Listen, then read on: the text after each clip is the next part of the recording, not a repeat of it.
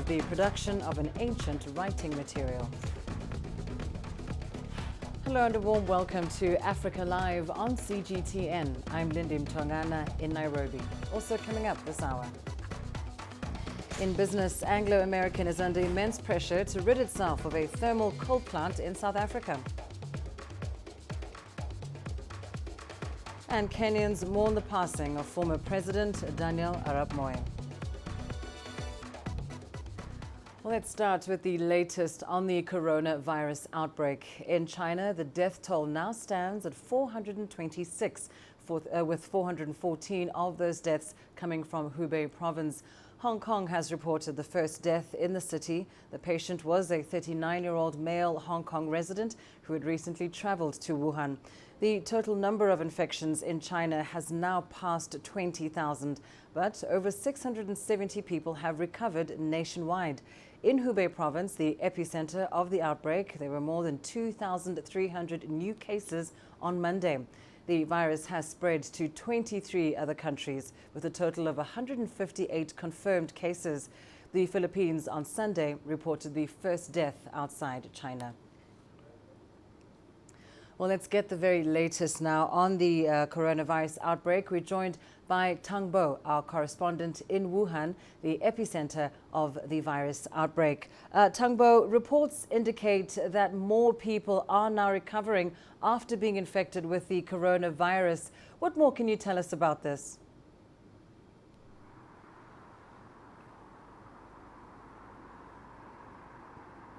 Well, the number of infected patients has been growing, so is the number of patients that have recovered and left hospitals across the country. Now, the first patient in the city of Suining in southwestern China's Sichuan province recovered on Monday, bringing the total number of recovered patients to 13 in the province. Meanwhile, East China's Fujian province also reported its first patient recovering from the virus on Monday, and 5 more in South China's Guangxi Zhuang Autonomous Region on Monday. And according to China's health authorities, as of Monday midnight, a total of 632 patients left hospital after recovery nationwide. And you may ask, what are the standards of recovery? So patients can be discharged when the symptoms are alleviated, the body temperature remains at a very normal range for at least 3 days, and the nucleic acid test shows a negative result twice. Back to you. And Tang Bo, of course, this is very encouraging, but tell us, how are Chinese authorities helping to stop the spread of fear or panic about this outbreak?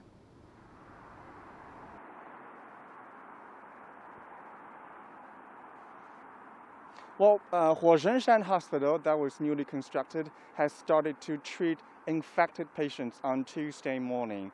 And the first group of 50 patients has been transferred to the new hospital, and they are currently under treatment. The makeshift hospital was constructed in 10 days, and it is able to host 1,000 patients.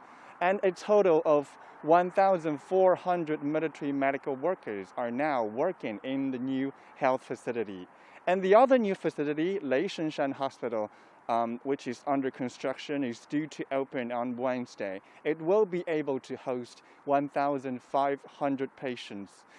Besides, the city of Wuhan is renovating one of its sports stadiums and 2 convention centers into 3 mobile cabin hospitals, and they are able to offer a total of 3,400 beds to treat mildly infected patients.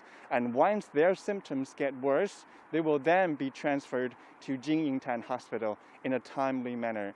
And also state-owned healthcare and pharmaceutical enterprises are stepping up efforts to stem the outbreak by providing adequate medical supplies, ensuring timely financial assistance, and deploying trained medical personnel to work in the severely affected areas. And many other state-owned enterprises have also offered free services, including air cargo transportation, power charging for epidemic prevention vehicles. They also purchased more medical supplies from overseas for the epidemic prevention and control. Back to you. Tangbo, thank you so much for that comprehensive coverage of the virus there in Wuhan, the epicenter of the outbreak. Well, for more now, let's continue on the story. And as we heard there from Tangbo, the first new hospital in Wuhan dedicated solely to treating coronavirus patients has begun to receive those patients. It was built in less than 10 days. A second hospital is expected to be completed there on Wednesday. Construction staff have been working around the clock to meet the deadline. CGTN's Zhao Yunfei reports from Leishanshan Hospital. It could be one of the fastest construction projects in the world. The new hospital has been designed and built to provide beds for patients infected by the novel coronavirus. Plans for the hospital have undergone 10 drafts, putting tremendous pressure on the teams working hard to get the hospital up and running. Time is so tight. The designs have changed rapidly according to both our progress and the developing epidemic. Our due date is coming soon. We are working 24 hours non-stop. The hospital has been specially designed to prevent medical staff from getting infected. Corridors, wards for patients, washrooms, and semi-contaminated zones have 4 levels of pressure. Air only flows from safe high-pressure areas to lower-pressure areas, which are infected. The system is designed so viruses cannot escape from the wards. Ordinary hospitals don't have functions like this, meaning there's usually a higher possibility of cross-infections taking place. But professional hospitals built for treating infections like this one have a sophisticated airflow system. China adopted a similar design to the newly built hospital 17 years ago to combat SARS, but the technology used these days is even more advanced, raising hopes that it could make a difference on the front lines. Engineers told me it usually takes 2 years to build a hospital at this scale, but workers say they're using manpower to make it happen in just 10 days. Zhao Yunfei, CGTN, Wuhan, Hubei Province. Well, China's health authorities say the nationwide mortality rate for the coronavirus currently stands at 2.1%, with most of the deaths coming from Hubei province.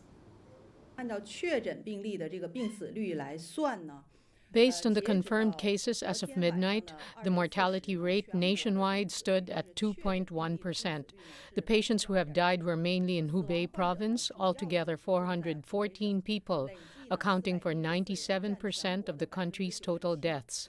The fatality rate in Hubei province was 3.1%. The death toll in Wuhan was 313, accounting for 74% of the total deaths nationwide. The fatality rate in Wuhan was 4.9%. The fatality rates in Hubei province and Wuhan city were higher than the national level. Excluding Hubei, the fatality rate of other provinces was 0.16%. Well, scientists are racing to find a vaccine as China's death toll from the coronavirus continues to climb. Africa is so far the only continent without any confirmed cases. CGTN's Julie Shire tells us more. Chinese scientists are working around the clock to find a vaccine for the relentless coronavirus, which continues to claim lives. The Chinese embassy in South Africa updated journalists in Pretoria on the progress. This epidemic is so unexpected, and up to now is a unknown virus. So this is the new coronavirus. This kind of virus is the first time to infect the humankind and poses a serious threat to the public health. So we need time to recognize the virus, to isolate the virus, and develop the vaccine and medicine to deal with it. Africa is so far the only continent to escape the outbreak. The Chinese government is working closely with South Africa to screen and monitor arrivals from China. South Africa is among 13 countries with the highest volume of Chinese travelers. We will try our best to effectively prevent and control the novel coronavirus, both in China, in South Africa, and Africa as a whole. We need to work together, not only to pray, but also fight together to try our best to work together to prevent that infectious virus from coming to this continent. Several countries except South Africa have evacuated their citizens. There are 3,000 South Africans, mainly students, in China. No case of infection among the South African students have been reported to us so far. China has the strong ability and capacity and enough resources to manage the public health emergency effectively, and the South African citizens in China, Hubei province, and Wuhan in particular, are safe. There's no evidence or reason to support repatriation or emergency evacuation of South African citizens from China. Meanwhile, the Chinese Association in South Africa has cancelled all New Year festivities in Johannesburg. There's a lot of pain and suffering and a lot of challenges that they're going through at the moment. And we just didn't think as a community it would be right for us to celebrate during this time. And so in solidarity really with the Chinese over there, we decided it would be best that we would postpone and even cancel some of our celebrations here. What was meant to be a festive time on these streets has turned solemn as mainland China is working hard to bring the coronavirus under control. Julie Shara, CGTN, Johannesburg, South Africa. Meanwhile, a number of countries across Africa are supporting China as it deals with the coronavirus.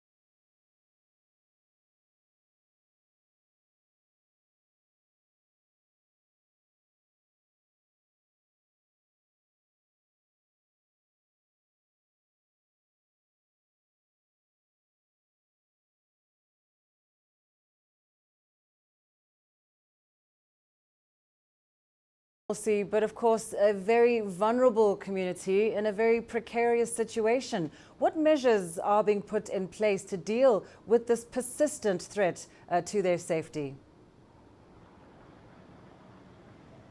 Well, Lindy, several measures have been put in place by government. First, of course, they've stepped up security here. There's a very heavy military presence all the way from Ouagadougou coming into this region. Every other so many kilometers, you'll find a roadblock mounted security personnel checking the identity cards of anybody who's playing this route. And as well, here in Dori town, there's a very heavy security presence. Patrols been happening by the military. But other than that, the government has also imposed a curfew in this region that runs from 9 p.m. to 6 in the morning. But the government has also taken it a notch higher, Lindy. Accessing refugee camps and displacement camps now has also become very limited, to a point where we actually were speaking to the UN High Commissioner for Refugees office here, and they were saying that even they need clearance to visit these refugee camps. And that's because the government is very wary of the people that's been crossing over. One of those camps I mentioned to you earlier, hosting Malian refugees, has as of now been completely sealed off by government because of insecurity concerns. So there are no refugees that are able to leave that camp and go elsewhere. That has also become quite complicated for aid agencies who've been trying to access that camp and provide aid. But when you speak to government, some officials who've spoken to have been saying that there are necessary measures to take for them to be able to monitor and verify the movement of people and to identify who is going where and for what, Lindy. Certainly has compromised the day-to-day lives of people living in that region. Thank you so much. Penina Karibe joining us there from Dori in Burkina Faso. Now, Algeria and Tunisia have rejected what's been described as the deal of the century proposed by U.S. President Donald Trump. The decision was made during the Tunisian president's visit to Algiers. Presidents Kais Saied and Abdelmajid Tebboune also discussed international and regional issues of mutual concern and ways to boost bilateral cooperation. Now, according to a statement from the president's office, Saied and Tebboune also stressed that Palestinians must enjoy the right to an independent state with East Jerusalem as its capital. We have reached a complete agreement on the basis of rejecting the deal of the century. The two sides also demand that Palestinians must enjoy the right to an independent state with Al-Quds as its capital. And the two sides also emphasized the need to reach a solution on Libya without foreign interference and roles by neighboring countries in resolving the crisis. Algeria's president said his nation will deposit $150 million in Tunisia's central bank as a loan. Tunisia has a large public debt burden, while its neighbor Algeria, a major energy exporter, is also trying to reduce its own state deficits since oil and gas revenues have fallen sharply in recent years. Now, Uganda and Israel say they are considering opening embassies in each other's countries. This was one of the key issues discussed during Israel's Prime Minister Benjamin Netanyahu's one-day visit to Uganda. Our correspondent Isabel Nakiria reports. Discussions on the opening of embassies in both Uganda and Israel are still ongoing.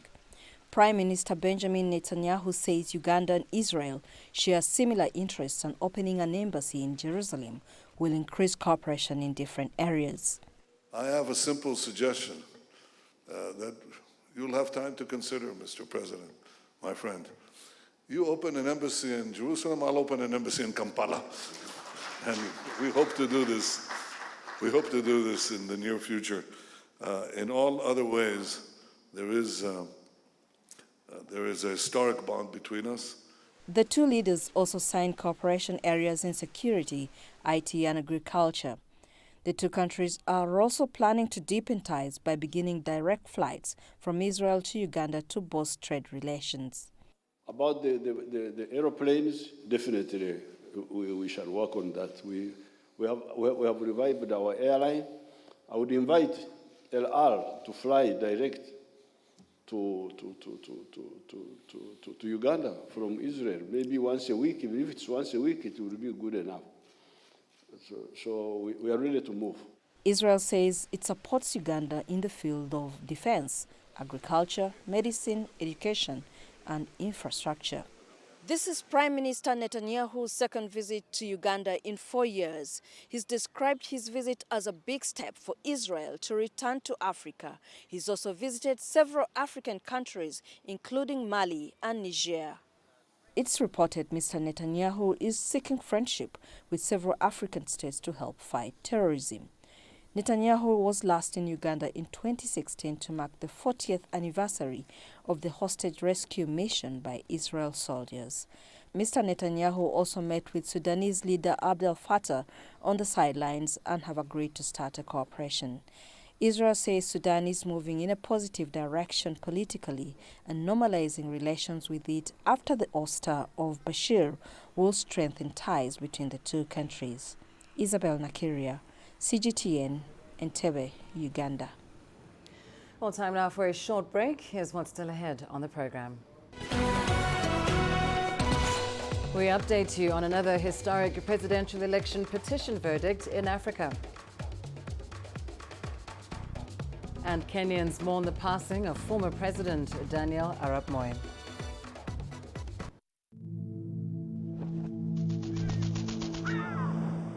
How will your world change today? What happens here? What happens there? Or what you make happen for yourself? If it matters to you, it matters to us too. Your stories are the stories that need to be told. Africa Live. Find your voice.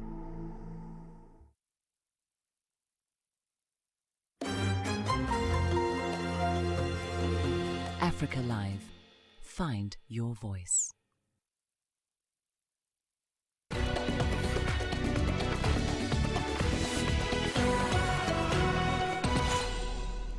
Malawis Constitutional Court has nullified the results of the May 2019 presidential election.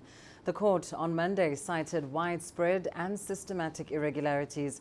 Last year's polls declared incumbent President Peter Mutharika the narrow winner with 39% of the vote. But the two leading opposition candidates challenged the results. They alleged that irregularities affected nearly a third of the over 5 million votes cast. Complaints included results sheets with sections covered or altered with correction fluid.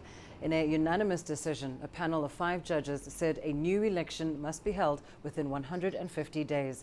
But Mutharika's party can appeal at the country's Supreme Court.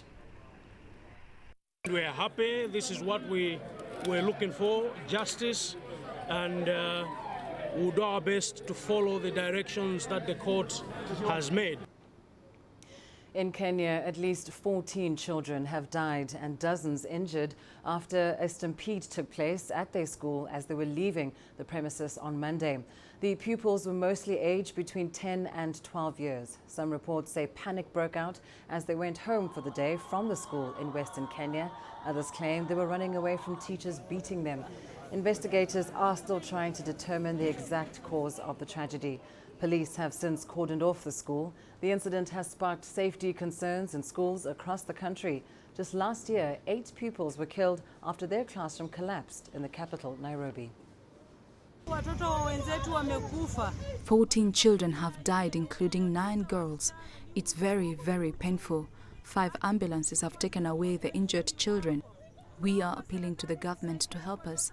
It seems like they were scared off by something as they were running away in groups, falling down from the building to their death. The building didn't collapse, they just fell off. Meanwhile, Kenya is mourning the passing of its second president, Daniel Arap Moi. The office of the president announced his death early Tuesday. President Uhuru Kenyatta has described the late president as a man who spent almost his entire adult life serving Kenya and Africa.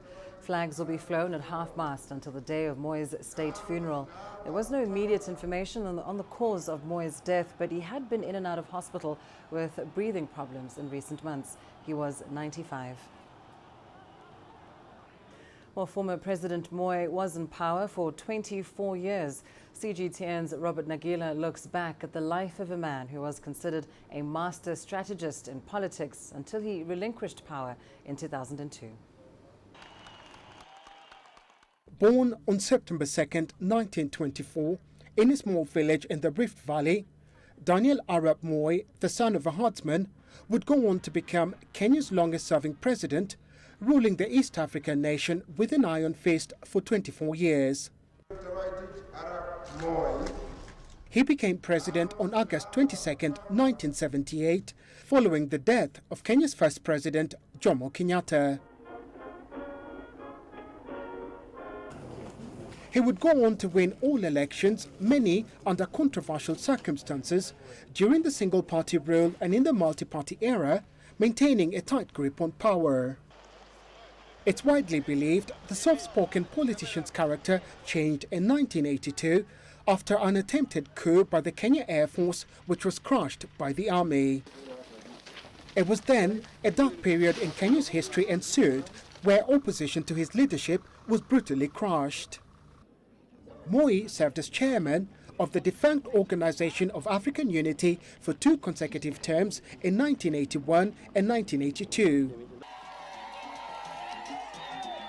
A teacher by training, he promoted education throughout his tenure and had several schools named after him.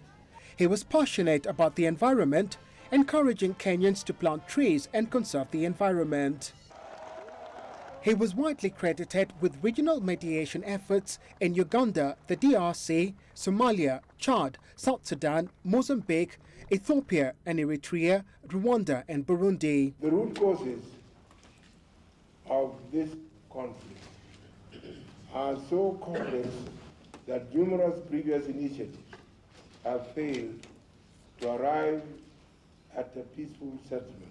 As president, he contributed peacekeeping forces to troubled parts around the world. Moi supported the establishment of regional economic bodies such as the East African Community as a means for developing countries to have a united voice in the global economy. Critics, however, accuse him of overseeing one of the most corrupt administrations in Kenya and amassing incredible wealth for himself and his family along the way. On 30th December 2002, Daniel Arap Moi handed over power to Mwai Kibaki in a peaceful transition. My one message to you is that you should support our new president and our country and give up the good work that you have done so well. Robert Nagila, CGTN, Nairobi, Kenya. Well, Nigeria marked World Cancer Day with a walk against cancer. Celebrities, bikers, skaters and government officials took part in the event, which took place in the nation's capital, Abuja. CGTN's Kelechi Mekalam has more. Chants by hundreds of Nigerians who take to the streets for this year's Cancer Awareness March. The walk, which spans several kilometers, is part of activities to commemorate the World Cancer Day. The goal ultimately is to enlighten people about the disease and the need for early detection and treatment. 1 year ago yesterday, my father passed on from prostate cancer. My elder sister passed on while she was in her 40s from breast cancer. And why do I give this as examples? Not as a sub-story or for sympathy, but to say early detection makes a huge difference in helping to cure cancer, or at least to prevent death from cancer. It's the brainchild of Project Pink Blue. The organization, alongside local and international partners, also provide free medical services, including tests for breast, prostate and cervical cancers. The gain we get on a daily basis are the survivors, the gain we get on a daily basis are the lives we're able to save at every point in time. In Nigeria, cancer is one of the most difficult diseases to diagnose and manage.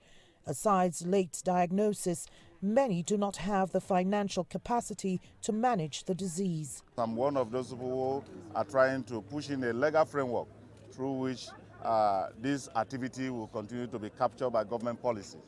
And I believe that with a legal framework, international organization will be able to support this country through this channel in order to eradicate cancer. An average 72,000 people die of cancer annually, just as over 102,000 new cases are being uncovered every year.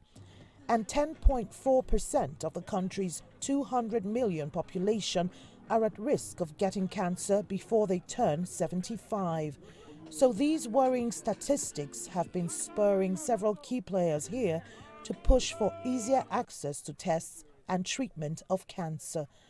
Kelechi Emekalam, CGTN Abuja, Nigeria. Now returning to our coverage of the coronavirus outbreak, the World Health Organization is holding a news briefing on the novel coronavirus. Just last week, the WHO declared the outbreak a global emergency. Today, they are giving an update on the situation in Geneva. Let's listen in. Could be really an obstacle for a good response and hamper effective implementation of countermeasures. To give you an example, for instance, when we were dealing with the yellow fever outbreak a few years ago in Angola, there was a rumor that yellow fever vaccine, when you take it, when you are vaccinated, then you cannot drink beer for 1 week.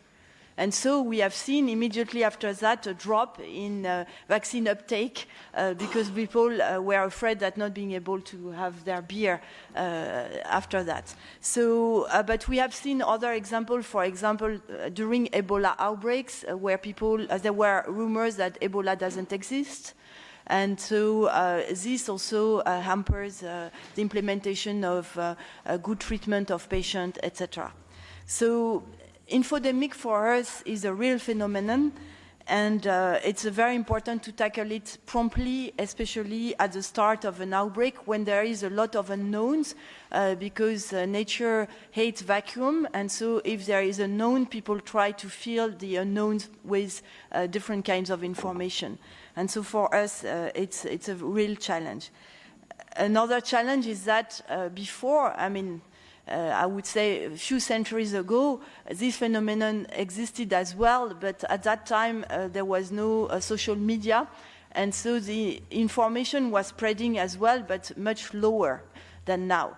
Now the information is spreading very fast and is amplified immediately in every corner of the world, basically. And so for us also, this speed is very difficult to address in a timely manner.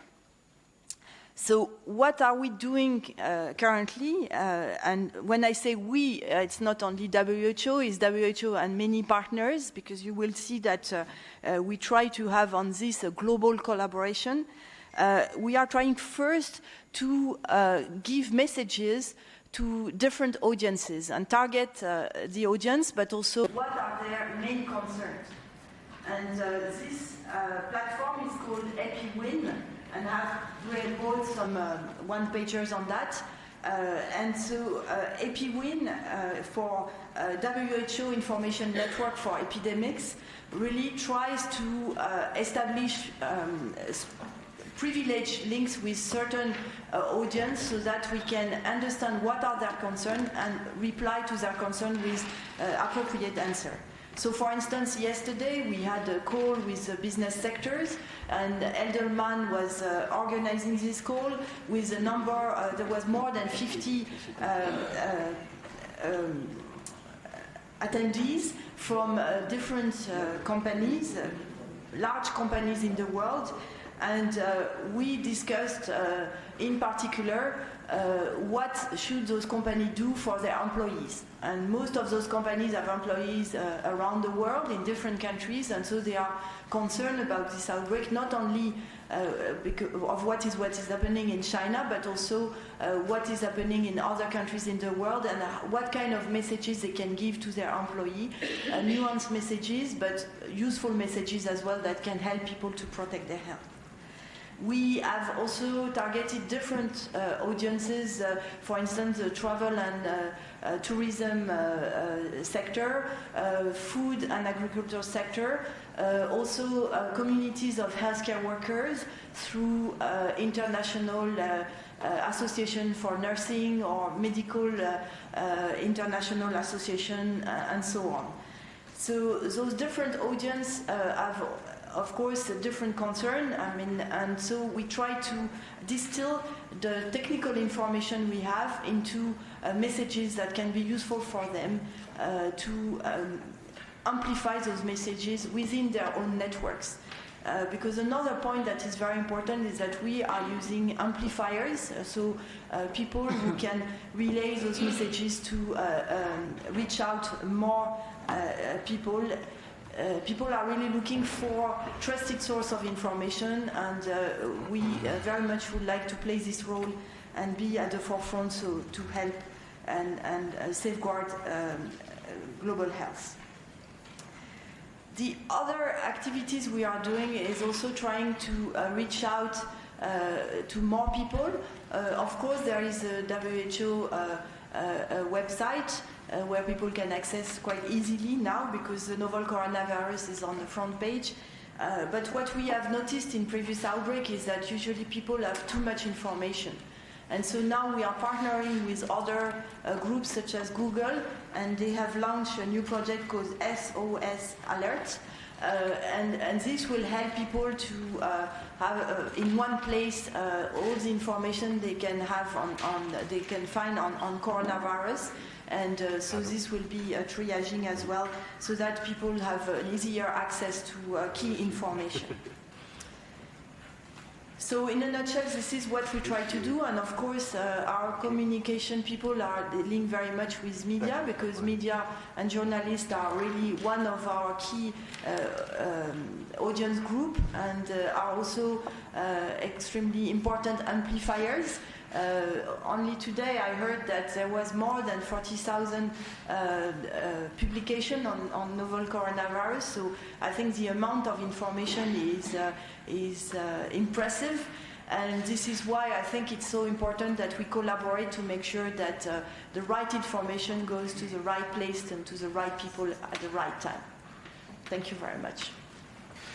And that is Dr. Sylvie Briand of the WHO, just talking about how the WHO and its partners are responding to the challenge of misinformation. A lot of wrong information is spreading fast all over the world. The WHO is taking action through targeted messaging, making sure that people are adequately and accurately informed. Well, time now for a short break. Your business news up next. Coming up, Anglo-American under pressure to rid itself of a thermal coal plant in South Africa. And Ethiopia hopes to give its economy a sugar rush by privatizing its sugar industry. Africa is the nexus of enterprise, and global business will tell you why it matters. From the mega investment projects to multi-billion-dollar mergers and acquisitions. Africa today collects, just in terms of revenues from taxes alone, $545 billion a year. If you take 10% of that and you devote it to the energy sector, problem solved. All this on Global Business, weekdays at this time on CGTN.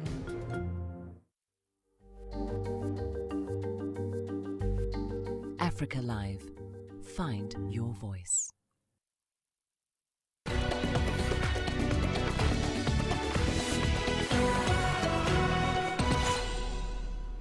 Global mining firm Anglo-American is set to make a final decision on the sale of its South African thermal coal business. The firm has been under pressure to reduce exposure to coal because of concerns of climate change. Anglo-American will first consult with government, communities and employees before a decision is announced. It has already received interest from potential buyers both inside and outside of South Africa. Another Australian metal company, South 32, has launched the sale of its South African thermal coal operation. Ethiopia's government plans to privatize the Ethiopian Sugar Corporation's assets. The sector has been facing challenges that have resulted in many farmers abandoning the industry in recent years. Due to poor upkeep and investment, sugarcane farming has been struggling to make a reasonable profit. The privatization of the industry is part of liberalization reforms backed by the country's Prime Minister, Abiy Ahmed. From the sale of assets, the government aims to raise at least $7.5 billion to boost foreign exchange. In addition, farmers will also be allowed to buy shares in the mills with promises of investment in additional projects. Now, with China being one of Nigeria's biggest trading partners, there are concerns that the Nigerian economy could take a hit as a result of the coronavirus outbreak. Some businesses are already being affected, as CGTN's Deji Badmos reports. If there's one place in Africa where almost everyone is hoping for a very quick solution to the coronavirus in China, it is Nigeria, and the reasons are not far-fetched. China is one of Nigeria's biggest trading partners and accounts for the bulk of Nigeria's imports. Trade volume between both countries in 2019 alone hit an estimated $15.3 billion. Analysts say it's a no-brainer that the coronavirus outbreak in China would have economic consequences here. But the question is, to what degree?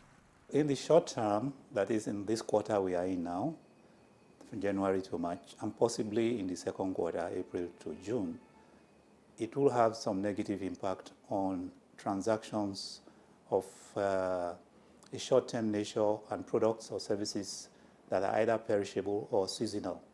So products or services that are meant to be concluded within this short period will be impacted, especially where it requires physical movements. If the importer or exporter needs to go to China, or the exporter or importer in China needs to come to Nigeria, definitely will be impacted. One man who's hoping and praying a quick solution is found to the coronavirus is Alphonsus Ejidike, a computer accessory dealer. He travels regularly to China for his import, but since the outbreak of the coronavirus, he says he and many others like him have not been able to do so. The coronavirus has been our headache. We have been thinking about it, talking about it every day. Nobody have the liver to even try to buy a ticket, regardless of traveling. So for now, everything is standstill. We are just watching and praying that God should help to resolve. For now, Nigerian businessmen like Ejidike say the impact of the coronavirus on their business is still manageable because they are still well stocked. But they fear that if the situation in China continues for much longer, things might become unmanageable. We are looking at watching hopelessly, hoping that something good will happen. If not, there will be a disconnect in the supply chain from China to Nigeria, and once the available stock we have finishes, we are all going to be in trouble.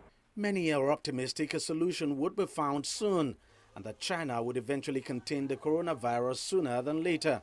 What we are seeing now is just postponement of transactions. Both importers and exporters on both sides are postponing transactions they would have done in this quarter and just rescheduling meetings, rescheduling shipments till later parts of the year when this virus is over.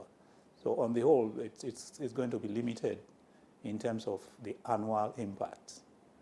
In terms of our volume for the year is not likely to be significantly different.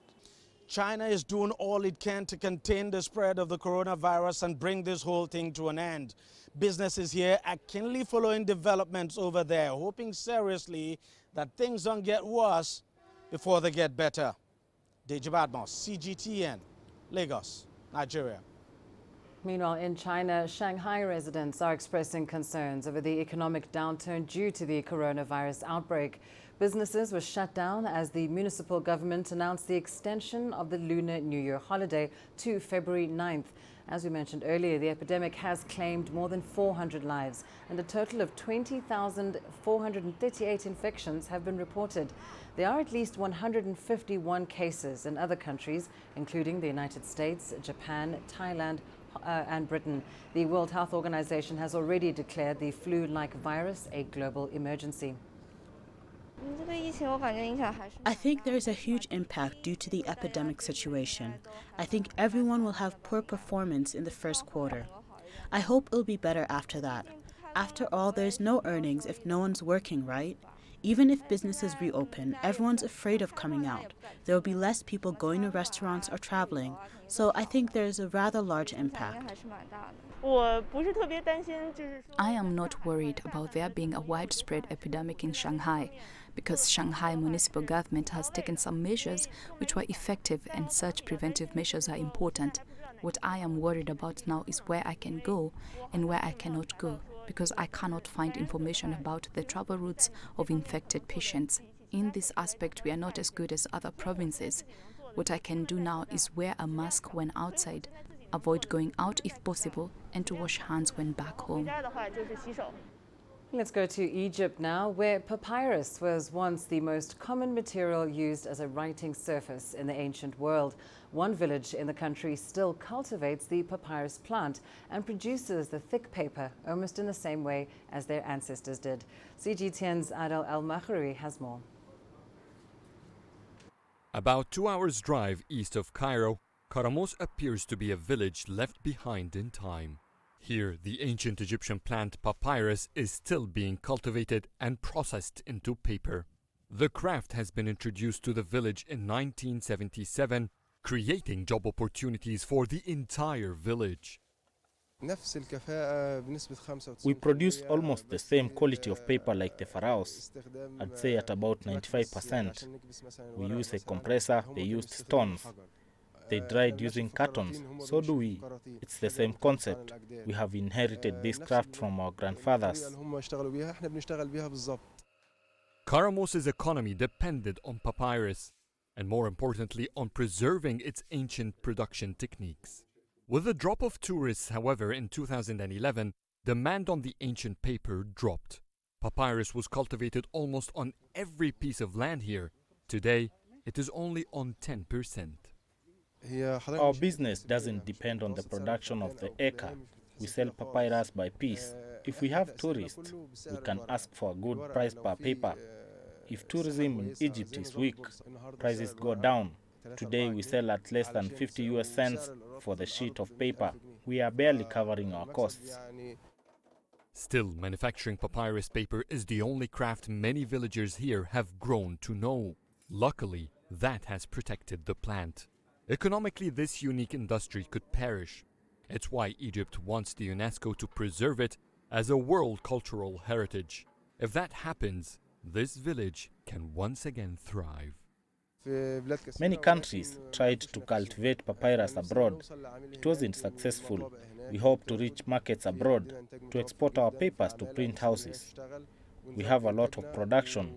We have the workforce and we can expand cultivation.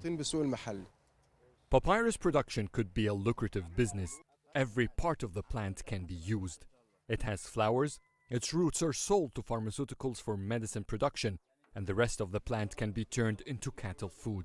It is planted all year long and can be printed upon by almost all modern techniques.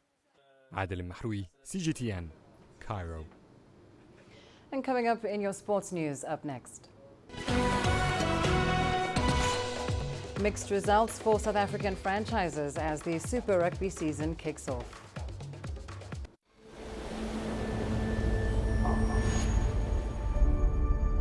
How would you create your legend? On the fields, on the tracks, in the arenas of Africa.